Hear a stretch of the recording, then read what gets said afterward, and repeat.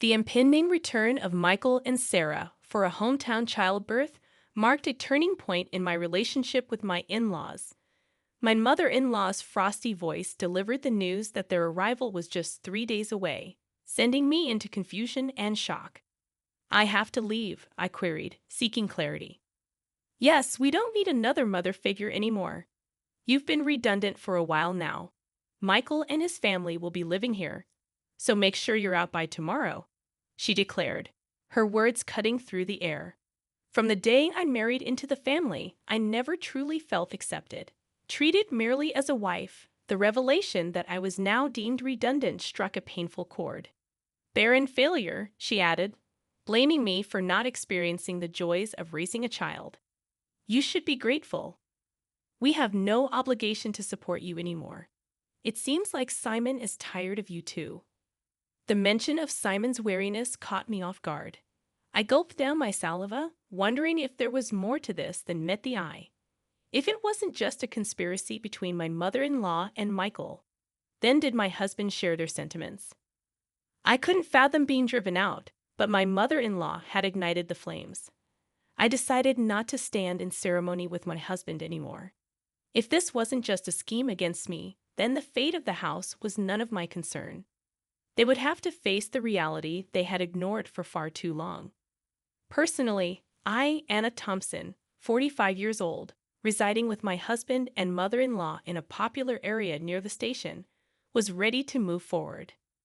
When we initially hunted for a house, the accessibility to the city center made this location ideal. My husband, Simon, 8 years my senior and a divorcee, was particular about the space and rooms. Despite the steep rent, we believed it was worth the stretch. Simon, whom I met through a friend's introduction, enveloped me in the unique kindness of an older man. After 2 years of dating, we decided to get married, undeterred by my infertility due to a past illness. Simon's affection remained unwavering, and he promised to make me happy. To avoid suffocation, we moved to a spacious apartment where I had my own room. Simon's son, Michael, from his previous marriage, turned 10 this year. Despite initial challenges with childcare, Simon's parents have been helping out. When Simon's father passed away, his mother took over as Michael's caretaker. Since our first meeting, Michael had been distant, avoiding eye contact. I attributed it to his shy nature and the difficulties of approaching adolescence. As long as they accepted me as a member of the household, I'd overlooked the subtle signs of unease. Initially, I found contentment in the quiet and refined demeanor of my mother-in-law. When I formally introduced myself after our engagement, she treated me with utmost politeness, leading me to believe that we would get along well living together. I'll continue to prepare the meals as I have been. Simon comes home late, so it's okay if we eat at different times, right, Anna? I'll leave the cleaning and laundry to you. All right, let's work well together, she suggested during one of our early interactions. After marriage, I transitioned from a full-time employee at the pharmacy to a part-timer, aligning with our division of household chores. Although I arrived home late, around 8 p.m., dinner was always ready, a comforting routine that contributed to my sense of contentment. My mother-in-law and Michael typically had dinner before my arrival, leaving me to eat alone. Despite occasionally feeling a sense of "is this it?" after getting married, I accepted our family style. However, from the start, my mother-in-law never warmed up to me and never considered me part of the family. One attempt to connect with Michael came before the school's activity day before summer. I asked about the event, hoping we could all go together.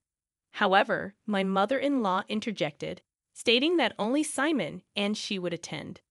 Her words left me shocked, and despite my offer to take the day off work, she insisted that I need not worry, emphasizing that Michael's family had always been just Simon and her.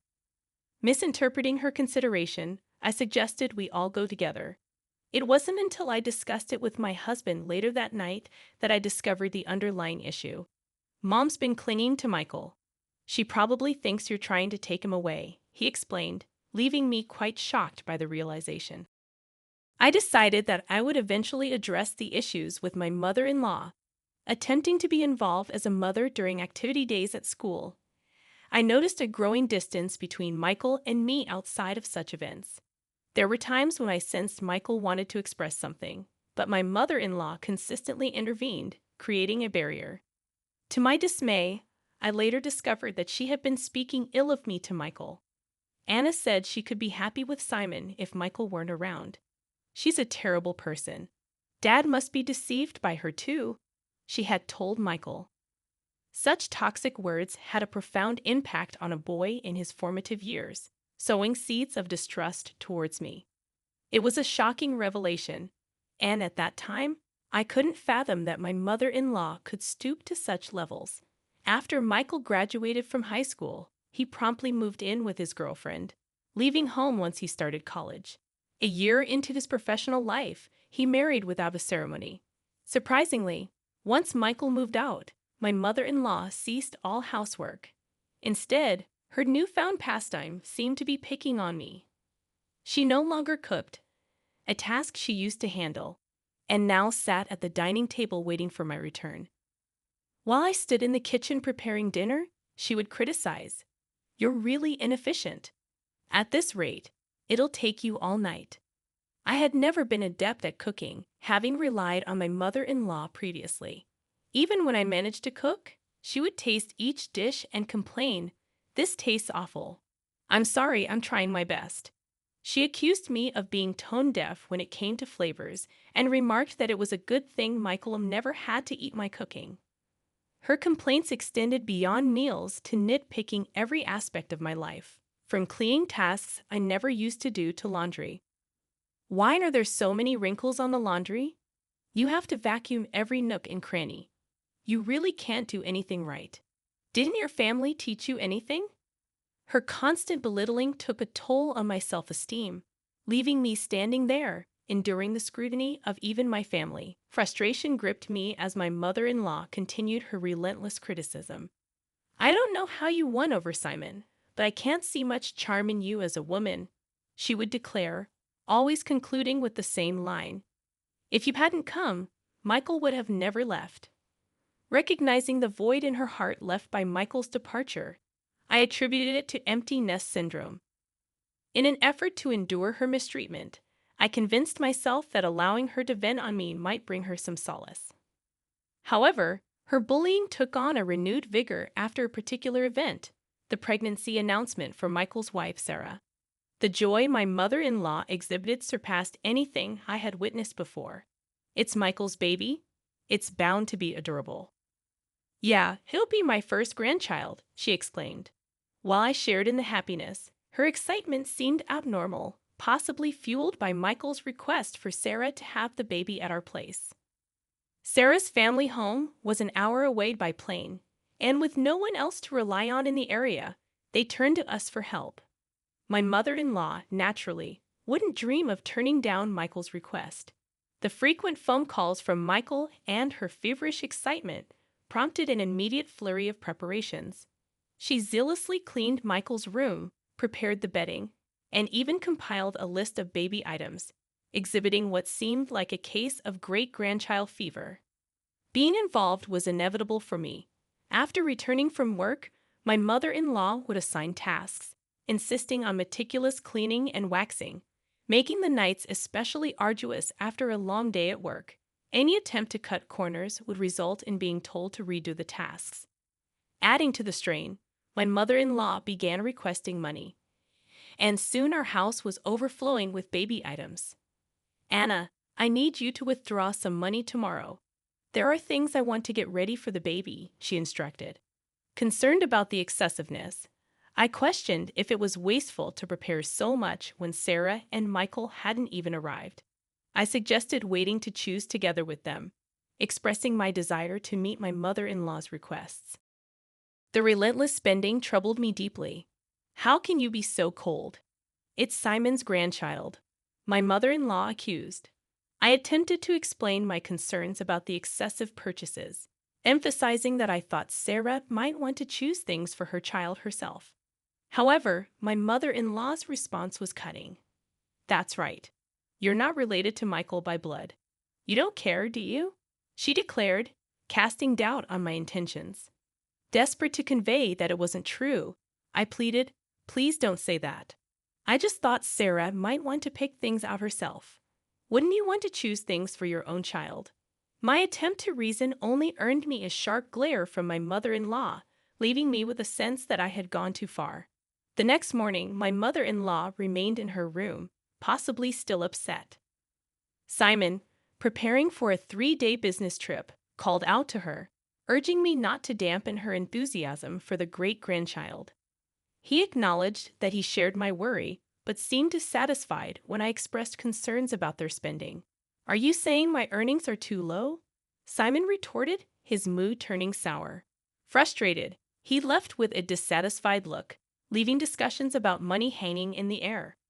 As the one managing our finances, I couldn't help but think ahead, especially considering our shared property and our financial situation. Married for 13 years, Simon had provided us with a comfortable life, emphasizing that my part-time income was for my personal enjoyment. Over the last 5 years, however, his company's performance had declined, resulting in a significant reduction in his salary. Uncertain about the company's future, Simon seemed unwilling to change jobs, maintaining his position as a department head for appearances in front of my mother-in-law. Currently, I covered the rent, while Simon contributed to living expenses. To save face, we kept this financial situation from my mother-in-law. Recognizing the need to apologize, I left work early that day. Upon my return home, I found her sitting at the dining table waiting. "I'm sorry about yesterday. I went too far," I apologized, seeking to mend the strained relationship. However, my mother-in-law didn't respond. Instead, she blindsided me with something else. "Since Michael and Sarah are coming back for a hometown childbirth, please get out," she stated in a chilly voice. The return of the eldest son and his wife was scheduled in 3 days. Confused and stunned, I asked, "Me? I have to leave." Her cold response confirmed the unwelcome news. "Yes, we don't need another mother figure anymore. You've been redundant for a while now. Michael and his family will be living here, so make sure you're out by tomorrow," she continued. The realization hit me hard. I was never truly accepted as part of the family since the day I got married. I had been treated as a wife thus far, but now I was being forced out. The cruel words intensified, blaming me for being a barren failure and insinuating that Simon was tired of me as well. The mention of Simon possibly getting along with a new girlfriend left me shocked and questioning the distance that had grown in our relationship. Gulping down my saliva, I considered the possibility of falling into a trap, recalling that my husband hadn't had overnight business trips until a year ago. Attempting to maintain composure, I decided to eat out that night and left the house, walking aimlessly to calm my severely shaken heart. Worried about my husband, I tried calling his cell phone despite my mother-in-law's words, but he didn't answer. Calling his office revealed that he had taken a couple of days off. Adding weight to my mother-in-law's words, bad thoughts began to overwhelm me, and tears streamed down my face as I staggered along. Noticing a tavern behind the station, a place we used to frequent when we first moved there, I went inside. The tavern owner's expression clouded momentarily when he saw me, but then he nodded slightly in recognition. Feeling a sense of relief, I greeted him. "Hey, long time no see. It's been about 8 years. I used to come here a lot with my husband."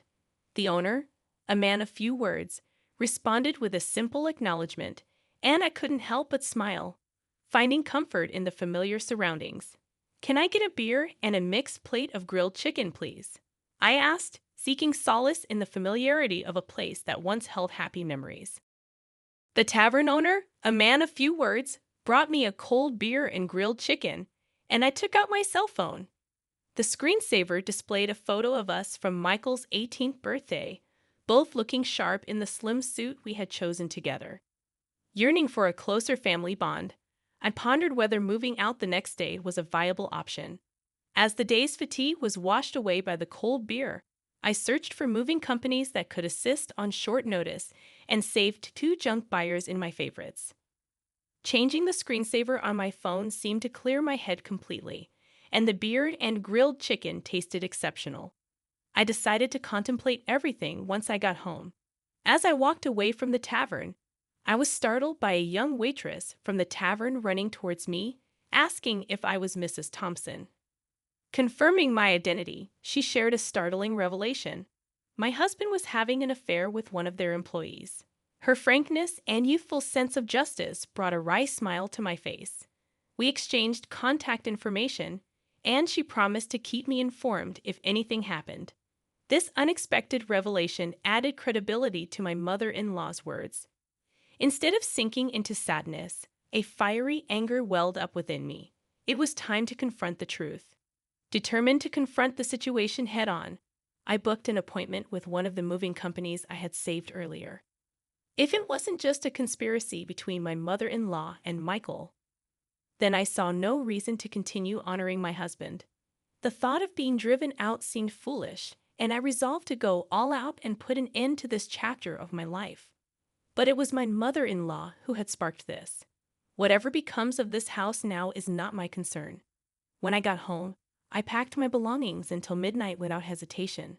The moving company I had booked for exactly 2:00 p.m. arrived on time. I'm moving out today. The movers are coming, so I'll take everything I bought with me. I wish you could erase even the trace that you were here, I said, clearing out all the furniture and appliances, everything I had paid for with my part-time job money, besides the rent and living expenses. Watching the procession of my belongings being taken out, my mother-in-law started to panic. Wait, Anna, what are you doing? If you take all this, how will we live? To leave no trace behind. I'm taking everything I bought. You can start a completely new life tomorrow, I replied, ignoring her protests. She complained loudly to the movers, but there was nothing she could do. All that was left in the house were piles of baby gear and her old dresser from before the marriage. Well then, I bid you farewell. There should be no trace of me left. So enjoy your life with Simon, Michael, and his family, I declared, leaving her sitting there stunned. I placed the keys on the table and walked out. I had the movers hold on to my things for a while, and I decided to stay with a single colleague for some time. Feeling a sense of completion, I slept soundly that night. It was a week later when I finally heard from my husband. Wonder if he was scheming with that other woman. While my husband was dragging his feet, I got a call from the young woman at the tavern. Got a good shot, so I'll send it to you. In it was a photo of my husband chatting up a not-so-young woman at the tavern. Maybe out of a sense of justice, the young woman must have followed them after they closed. There was also a photo attached of the two entering a hotel. Even in such times, the cheating continued and any last bit of affection I had for my husband dissipated. I asked for the woman's name and had her address looked up. The next day, after I had all the evidence of the affair, my husband called. Anna, where are you at? Michael and his family are here too. Aren't you going to come home soon? No, I'm not coming back. Your mom told me to leave. I'm done here. Michael and his family are going to live with you now, right? I knew it. Michael and his family are out of money and looking to crash at our place. I heard that after graduating from a vocational school, they've been hopping from job to job, and now they're working part-time. No, I want you back, Anna. I went to the pharmacy, and they said you're off for a bit. Got a place to crash. Yeah, I'm fine, so don't worry about me. Your mom and Michael didn't like me, right? I reckon they're happy to have the place to themselves without me around. My snide comment left my husband speechless. He knew his mother and Michael never accepted me as family, but pretended not to see it. Well, all right. I have something to say, so I'll come back there once. Yes, for the sake of my future. I need to finish this last chapter, my husband replied with a relieved plea in his voice. Days later, I went back to the house for the first time in a long while. There were some new pieces of furniture and appliances inside. When Michael and Sarah saw me, they just nodded from their seats on the sofa without getting up. As I took a seat, my mother-in-law glared at me with a scary look on her face. The atmosphere was tense. Just as I thought to get things done and leave quickly, Michael spoke up. What are you doing here? You took everything from the house. What kind of monster does that? Dad's been supporting you, and you've had it easy. I took everything because I paid for it. I wanted to remove all traces of me, just as you wanted, right? But that's crazy. There's no way you could afford all that just working part-time at the pharmacy. My husband finally chimed in. When I glanced at him, he started talking as if he resigned himself. We've been getting by on what Anna and I both make for a little while now. Then the stuff you took should be both yours, my husband admitted. Instead of my speechless husband, I decided to speak up. Simon's company has been doing poorly, and his salary plummeted. That's why, for the past 5 years, I've been covering what's missing. But that wasn't enough, and now I'm the one paying our rent. My mother-in-law looked at my husband with surprise. I'm not just a part-timer. I'm a part-time pharmacist, and the pay is quite good. I'm making more than Simon now. At my words, my husband awkwardly looked away, and my mother-in-law's eyes were frantically shifting between my husband and me. From now on, Michael, you'll be paying the rent. You're going to live here, right? After all the help your grandma's given, it's time for you to take care of her. Michael looked at me with a shocked expression when I dropped the news. Rent? How much is it? He asked. It's $5,600. Good luck. Since it seems my role as a mother is over, I don't have an obligation to take care of you anymore. Pull yourself together. You're going to be a father soon. That's impossible. It was Sarah who raised her voice upon hearing this. Wait, $5,600? Weren't we supposed to live here for free, covering rent and living expenses? I quit my job, and Michael, you only make $3,000 a month. What are we going to do? I almost burst out laughing. Don't worry, Sarah. You can move to a cheaper place. Simon still makes a decent salary. Hearing this, Sarah's face relaxed a bit. Oh, since I'll be leaving you? Simon's life might still get tough with your mistress, huh? At that, Sarah finally broke down in tears. It was my husband who panicked. What? What are you talking about? Oh, your mother told me about the new woman. I guess it's time to end my role as a wife, too. That's got to be a lie. For Mom, you're the only one for me. He must think there's no evidence. Indeed, it hasn't even been 10 days since I left the house. Wouldn't that hurt Mary if she heard you?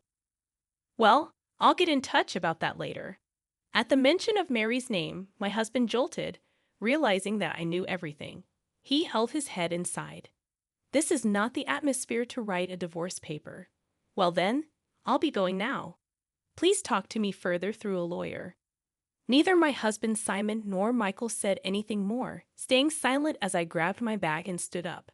My mother-in-law stood up simultaneously, slamming her hands on the table. She yelled with a voice too strong for an elderly woman. What the hell? It's all your fault. Our home is in shambles. I was instantly irritated. It was you who told me to leave. It was you who said Simon had another woman. And you interfered with my relationship with Michael. Everything was you. I felt the surge of heat in my chest. I regretted not being more assertive with my relationship with Michael, not holding back because of my mother-in-law. Michael has nothing to do with this. It's time for you to step up, Simon. He's going through a hard time, and you should support him as his wife. Take responsibility as a family member. What is she even talking about? If she hadn't called Michael back home, if she hadn't hinted at Simon's affair, I would still happily support Simon and this home I always believed in and supported. Simon doesn't need any roles anymore. There's no going back. Then, looking firmly into my mother-in-law's eyes, I slowly said, I was never really accepted as a family member from the start, so I can't take responsibility as one. My mother-in-law's lips tightened into a line, and she was trembling.